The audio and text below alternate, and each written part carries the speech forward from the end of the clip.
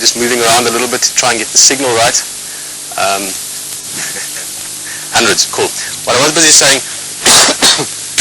excuse me, is so you look at signs obviously. Now this was a very blatant one, it's bright red, it sticks out at you. It's the old brake light, it seems, from a game drive vehicle. Obviously at some stage they were in here, maybe in the dark, reversed into a bush and it broke. And we'll take this back. Luckily Herman's got a nice pack on, carrying all kinds of things. And we can take this back. But my point that I'm trying to make is that when we're walking, apart from the fact that it's a beautiful space and we will enjoy walking, there's constantly things that you're aware of. Now if you do that for long enough, if you spend hundreds or even thousands of hours walking in an environment like this, many of those things become normal to you. In other words, if you're walking in a city and you're on the pavement, you don't look for cars on the road because you know they're there. If you're going to cross the road, you look around carefully and you cross the road. But it's something that you're aware of almost subconsciously. The same for walking. When you're walking around here, I'm aware constantly of all kinds of information. And even though we can get surprised by something, to an extent, being surprised by something is much less likely on, not to an extent, totally, is much less likely on foot than it would be on a vehicle. So it's important that we start getting a feeling for how we move around. It's not just a random walking around. Obviously when we see things, we'll have a look at it. Not that we're going to look at car lights the whole time. Give me one sec. Have you mind if I stick it in one of these little pockets? As you can hear, it's quite windy as well. There's a bit of a breeze. And let's move a little bit more. Actually, let's not move a little bit more. Just show you some of the things I mentioned already. Just the two things I spoke of earlier, they've been around. This is elephant dung. Now this is not fresh. This is not from the ones that I can hear the branches breaking from now and again. This is from a while back, I would guess, judging from the dryness of it, considering the weather conditions the last couple of weeks, probably a week, 2 weeks old maybe. And buffalo dung as well. Again, not the fresh ones I saw further back. Those tracks were heading straight down towards the riverbed, which is just sort of over your shoulder now. But that's buffalo dung. Even though we see it often on drive, just somehow being close to it and having it in your hands while you're sitting on your haunches in the bush is just a little bit more real. Guys, I don't want to talk too much. As you know, especially when we do new things, sometimes I talk a lot because it's very exciting. And this is very exciting. What we're doing at the moment here, I've got no idea how excited I am about it, and everyone else as well. The ability to walk around is something very special, especially in a place like this. Let's explore a little bit more, partly to see how far we can walk, and the breeze is going to stay the way it is, hopefully. In a little bit, we're going to try and head up and see if we can maybe get a glimpse of those ellies. Let's see how we can move.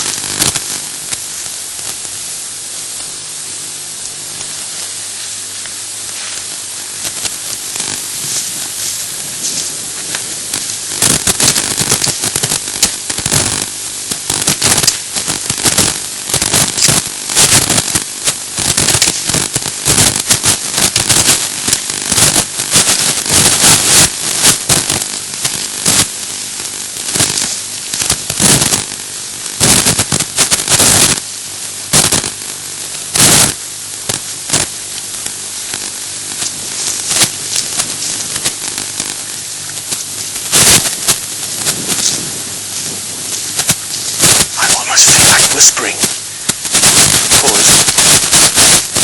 now covered a reasonable bit further ground in the other direction. If you can hear me whispering, that's still a very, very good thing.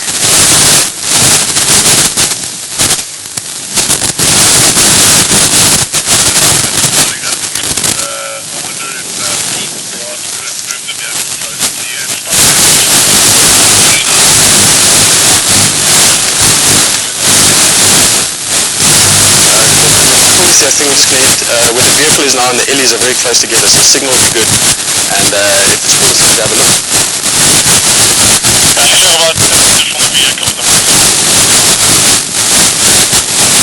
Yeah, I'm just going to give them a little bit more. Let them move down this way a bit more and then we'll head back that side.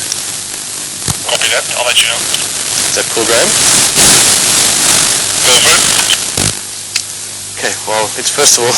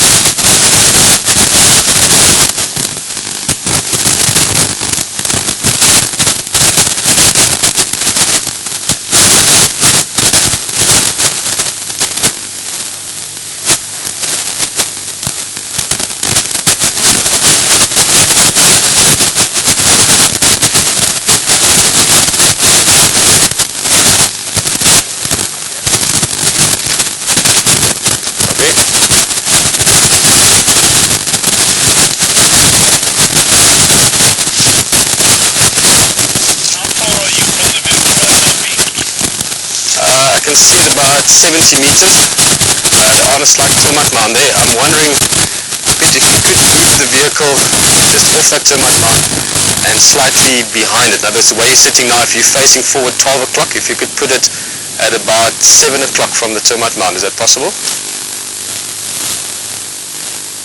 Okay, that's intended so you don't see it when you come walking back, I assume. Yeah, I want to head back that side, and we'll also use that termite mound. That'll be the position we look at them from.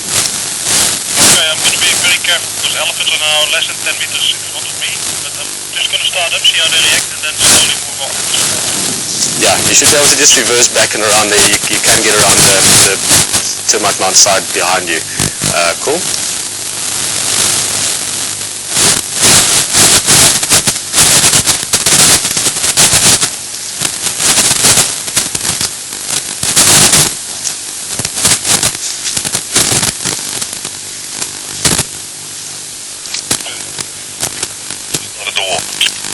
Sorry, go again? So that's the best signal we've had since we started the walk.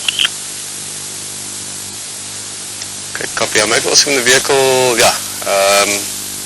Copy.